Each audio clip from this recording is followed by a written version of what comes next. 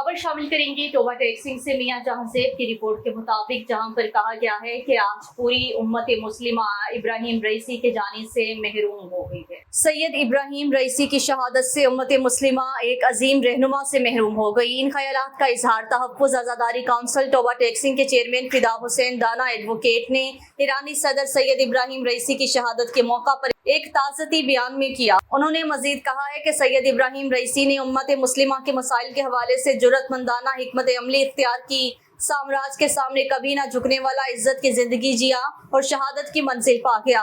सैयद इब्राहिम रईसी ने अपनी तमाम जिंदगी रहबर मौज़म और सैयद अली खामनाई की मुतय्यन करदा राहगुजारी पर इनकलाब इस्लामी ईरान को तक़वियत बख्शी। सैयद इब्राहिम रईसी की हिकमत अमली की पैरवी करते हुए उम्मत मुस्लिमा यहूद व नसारा के कायम करदा साम्राज्य निज़ाम के जालिमाना पंजों से निजात हासिल कर सकती है।